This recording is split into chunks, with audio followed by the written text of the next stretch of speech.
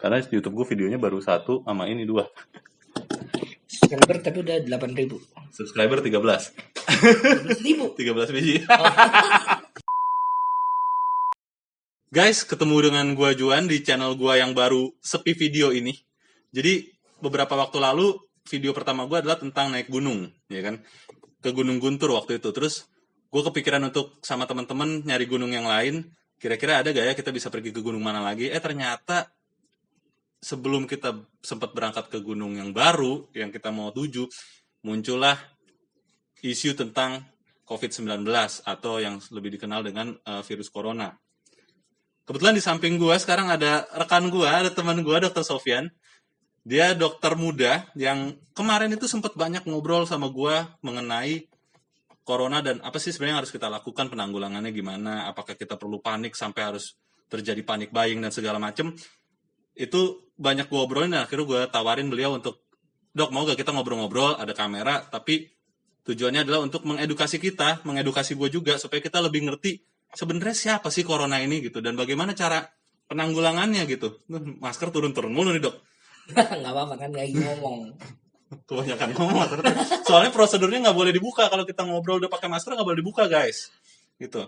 Oke, gue mau tanya nih, Dok ya. Yang pertama, sebenarnya kayak pertanyaan gue kemarin gitu. Sebenarnya corona itu apa sih? Kalau kita bicara virus seperti apa? Karena kan gue taunya orang kan terbiasa dengan flu virus bukan? Flu virus. Influenza. Nah, bedanya sama corona apa? Oke, pertama corona itu sebenarnya coronavirus itu sudah lama ada. Kalau kita lihat yang rame bisa nanti dicari di Instagram itu Detol, bisa ada isinya bilangnya ada bisa menghilangkan coronavirus. Nah, jadi virus itu bisa berubah kode genetiknya. Ibarat kayak kunci kayak handle pintu ada kuncinya. Dia tuh punya, walaupun kepalanya mungkin sama, tapi kuncian bawaannya tuh berbeda gitu. Jadi dulu tuh ada coronavirus yang versi 1, sekarang ada yang versi kedua dalam tanda kutip lah ya, secara harafiah. Dan pertama kali ditemukan di Wuhan, China ya kita tahu lah. Dan itu terjadi tuh pertama kali tanggal 30 Desember 2019. Makanya kenapa pakai COVID-19? Karena pertama kali ditemukan tahun 2019. Iya. Coronavirus Disease 2019 itu COVID namanya kepanjangannya. Yang membedakan adalah pertama, kalau virus daripada coronavirus ini tuh masa inkubasi atau masa keluarnya gejala tuh lebih panjang. Dan ketika tidak ada gejala pun orang sangat mudah menularkan. Contagious-nya lumayan tinggi lah, gitulah. Tapi jeleknya ketika kita menularkan ke orang itu nggak langsung kena. Beda kalau flu. Contoh hari ini gue flu, bersin terus dan gue nggak pakai masker, sebelah gue juga ada kajuan sebelah gue gitu kan. Gue bersin depan dia, percayalah besok dia juga ikutan bersin. Karena cepat menular tapi cepat mengeluarkan gejala. Ketika 1 hari kelihatan ya? Betul, biasanya 1-2 hari kalau gejala virus ini. Bedanya kalau coronavirus itu 2-14 hari. Makanya kenapa kita harus diinkubasi atau di karantina selama 14 hari. Itu alasan utamanya, karena sampai ngelihat gejala kita tuh 14 hari ada enggak. Kalau misalnya kita di karantina selama 14 hari betul-betul tidak ada gejala, tidak ada sakit, tidak ada demam, tidak ada batuk-batuk, nyeri tenggorokan dan yang lain-lain, kita nggak perlu periksa, kita cukup sebenarnya tadi mengkarantina diri tadi 14 hari. Isolasi mandiri itu. Iya, kalau misalnya selama 14 hari itu di tengah-tengah itu misalnya hari ke-7 atau 8 ada gejala, sebaiknya kita dari hari itu tambahin karantina sampai 14 hari ke depan lagi. Gitu. Betul, tapi kalau misalnya gejalanya mulai berat, karena di situ kita anggap diri kita sudah mulai tadinya OTG misalnya orang tanpa gejala, menjadi orang dengan pemantauan, orang dalam pemantauan. Ya, jadi itu diharuskan 14 hari lagi mundur ke belakangnya gitu dari awal gejalanya dia. Tapi kalau misalnya makin berat, ya harus lapor ke rumah sakit. Tapi ya tadi ada kriteria-kriterianya juga gitu. Harus misalnya memang punya riwayat kontak sama orang yang curiga memang positif atau PDP. Atau kedua ternyata dia dalam waktu 14 hari terakhir sebelumnya ada ke perjalanan ke negara-negara ataupun zona merah kalau sekarang tuh. Zona merah tuh kayak ini kota Jakarta, Bandung itu zona merah banget. Liburan Gitu. ya, jadi rata-rata karena liburan kemana, Nah, perjalanan dinas gitu ya. betul, karena memang dari China tuh mereka waktu dari itu ada penerbangan langsung yang pertama kali, maksudnya pertama kali didetek kalau ini secara sejarah hierarki. Jadi tanggal 20 Januari kalau nggak salah, ada orang China dari Wuhan datang ke Bali, Kembali. terbang ke Bali, jalan-jalan seminggu, habis dari Bali dia balik lagi ke sana, satu minggu setelah dia balik dari Bali, dia kena dan dikarenakan positif. Jadi itu riwayat pertama, bukan memang di Indonesia, tapi di tracking ternyata ada di Indonesia. Ya, Gitu. Terus yang membedakan yang tadi lagi sama virus flu, simpelnya gini, kalau virus flu itu makin lama, kalau misalnya gejalanya makin mereda, dia nggak akan menularkan. Gitu. kalau ringan dia tidak menular gitu. Kalau semakin ringan, dia tidak menular. Beda sama kita, kalau orang-orang yang tanpa gejala di corona, semakin tidak ada gejala dan awal-awal pertama kali kita kena, misalnya 7 hari atau 8 hari kita kena tapi nggak ada gejala, itu yang masa paling contagious.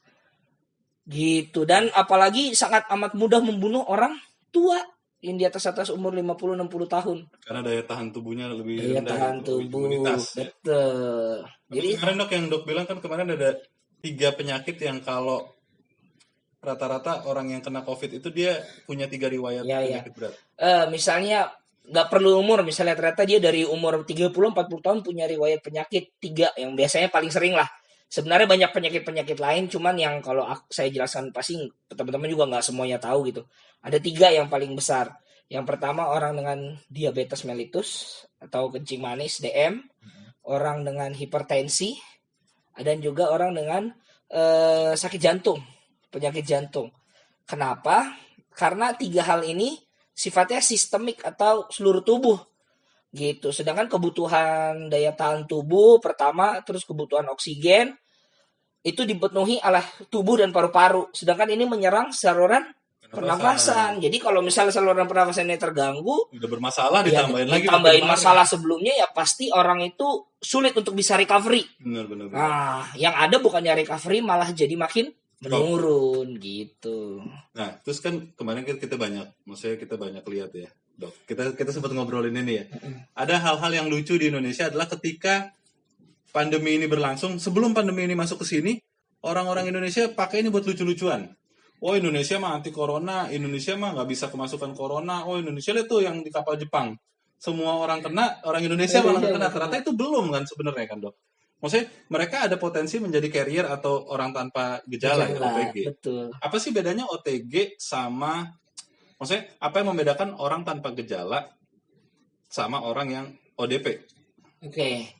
Kalau OTG itu adalah orang yang memang pernah kontak, entah itu kontak erat ataupun tidak erat. Kontak tidak erat tuh misalnya dia pernah 1 kali meeting besar gitu, tapi sekali dalam waktu 14 hari terakhir ya. Dari terakhir gitu, tapi tidak bersentuhan pun nggak apa-apa, cuman sesekali misalnya cuman salam doang udah selesai gitu. Atau kontak erat itu misalnya contoh kayak lu satu kantor tapi duduknya bareng satu ruangan terus-terusan selama berapa hari, atau lu sama istri lu atau lu sama anak keluarga misalnya gitulah ya, yang memang satu rumah, itu kontak erat sifatnya. Ataupun misalnya gue dokter dan pasien itu kontak erat, perawat gitu, orang-orang di rumah sakit itu kontak erat, itu semua rata-rata. Tapi mereka tidak mengeluarkan gejala.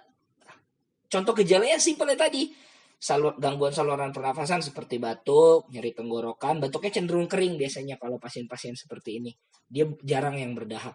Tapi kalau OTG belum tentu batuk. Orang OTG orang tanpa gejala, jadi tidak menunjukkan gejala. Bahkan demam pun enggak. Betul, tapi dia punya riwayat kontak. Kontaknya terhadap pertama orang yang positif atau kedua yang PDP. Gitu. Terus yang kedua, yang bedakan dengan ODP itu punya sakit. Jadi punya sempat riwayat demam atau punya batuk. Betul. Jadi gejala tapi yang ringan banget. Dalam pengawasan karena dia pernah bergejala gitu ya. Betul. Makanya kenapa diwajibkan untuk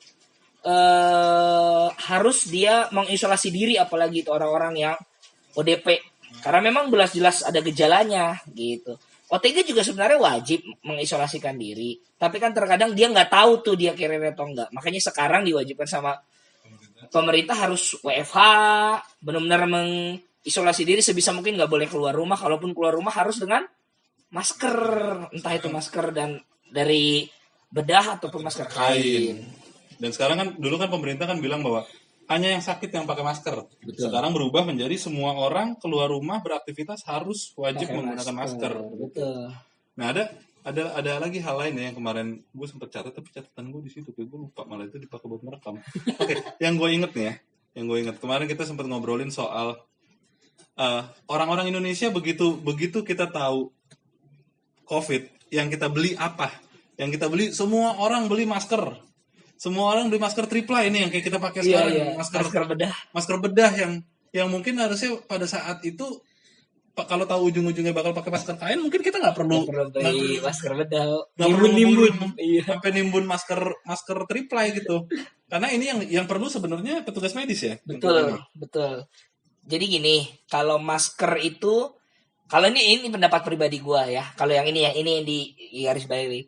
Sebenarnya kenapa kita pakai masker kain? Pertama, untuk kita mencegah memegang muka. Mengingatkan ya. Iya, karena kalau pakai megang ini, oh iya ada masker, oh iya ingat berarti nggak boleh gitu. Karena di tangan kita mungkin aja ada virus tersebut. Jadi kalau misalnya kita lagi pakai masker, berarti menghindari terhirupnya saluran pernafasan. Karena kalau virus itu ada di tangan, bahaya nggak buat kita? Enggak, ingat coronavirus ini menyerang saluran pernafasan. Gak boleh kita ngucek-ngucek mata juga. Kenapa sih? Karena kalau mata kita nangis ada air mata, pasti hidung kita meler. Berarti dia masuk ke ruang saluran pernafasan di hidung tersebut. Nah itu yang mencegah kita juga sebenarnya. Makanya pakai masker sebagai satu penanda. Kalau gue sih selalu berpikir begitu. Tapi kalau secara ilmu medis, pertama masker itu menyaring. Walaupun sehebat apapun disaring, kalau misalnya pakai masker kain, efektivitasnya itu paling cuma 40-50% lah. Kalau boleh jujur. Apalagi masker kain yang terlalu renggang gitu ya. Makanya kenapa sekarang kalau pakai masker kain di dalamnya harus dilapisin sama 2 lapis tisu. Iya, supaya pertama benar-benar menyaring 3, ya tadi triply dalam tanda kutip gitu, tapi versinya ya. Tapi versinya orang awam gitu lah. Itu yang pertama. Terus yang kedua, masker medis itu memang punya masker medis, contohnya kayak N95 ataupun masker bedah itu punya efektivitas 95%. Tapi dipakai memang masker bedah ini pertama untuk orang yang punya gejala saluran pernafasan, infeksi saluran pernafasan. Itu baik karena ini mencegah penyebarannya sangat luas. Gitu. Jadi benar-benar menghold di dalam maskernya. Masker kita doang dan dia tidak keluar. Makanya dia butuh 3 lapisan gitu loh. Jadi dari luar juga nggak bisa masuk, dari dalam nggak bisa keluar. Itu pertama. Terus yang kedua, kenapa harus orang medis didahulukan? Entah itu perawat, dokter, maupun semua orang yang kerja di rumah sakit, laboratorium, radiografer, dan yang lain-lain semua. Karena paparan mereka sangat tinggi. Ingat, yang datang ke rumah sakit adalah orang yang sakit. Nggak ada orang sehat datang ke rumah sakit. Namanya nyari sakit. Gitu, kecuali dalam hal jenguk. Tapi kan di momen seperti ini, nggak ada yang boleh ngejenguk.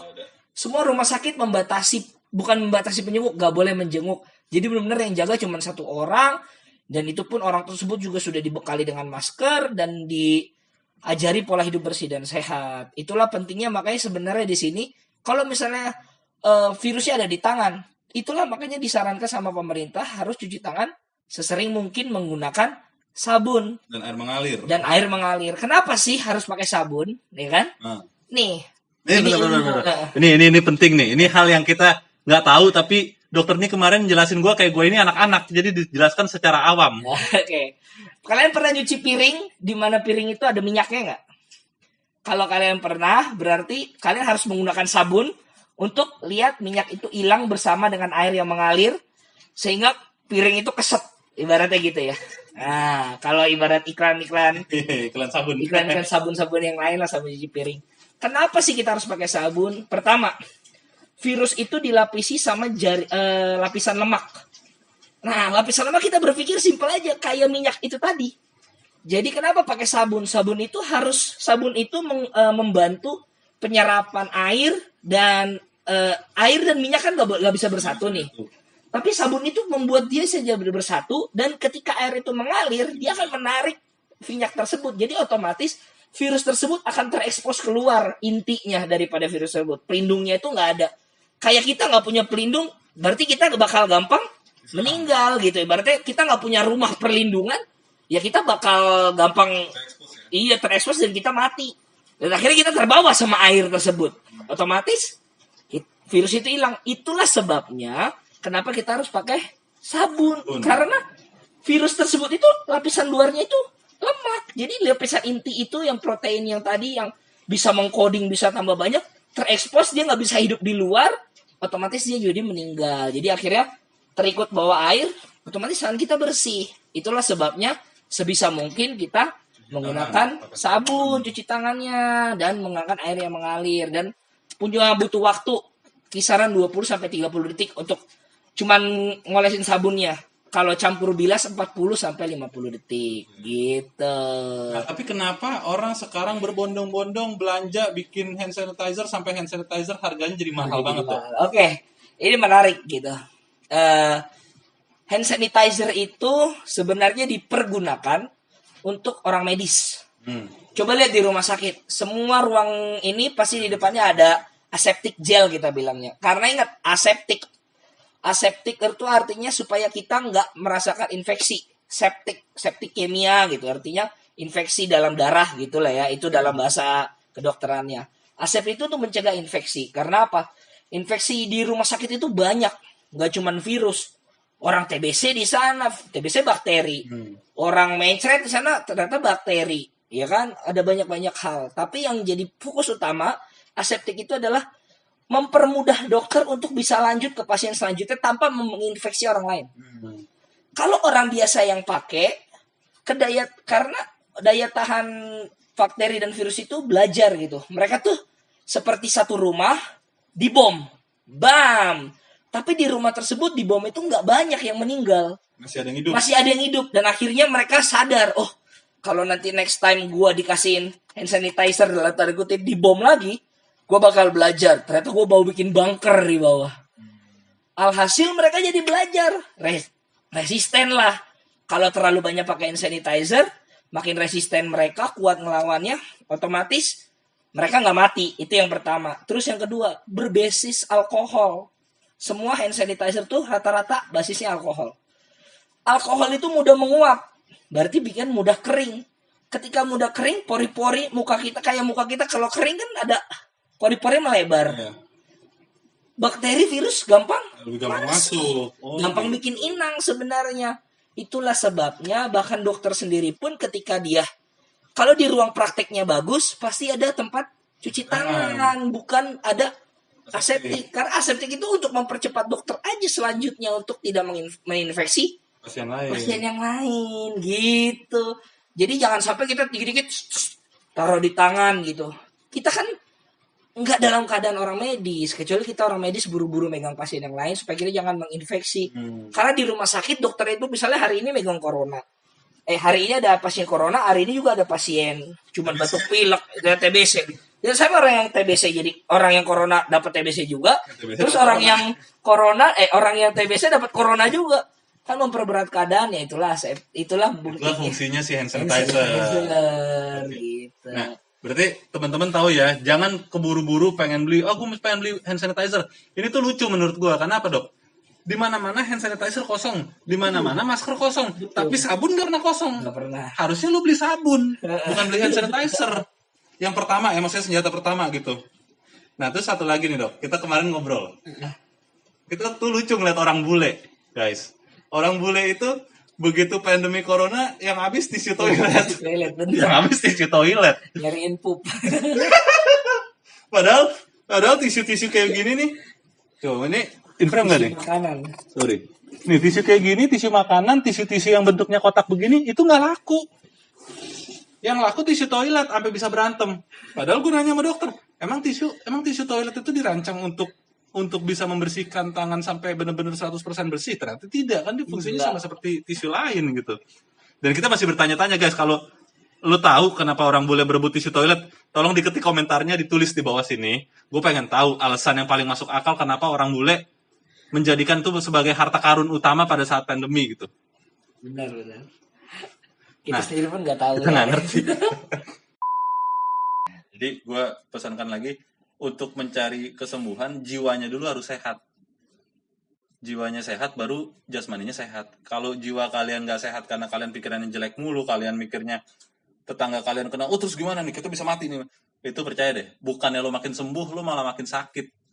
Bukannya, mungkin nggak sakit corona, sakit yang lain, tiba-tiba badan jadi nggak enak, apa karena sugesti kalian sendiri gitu.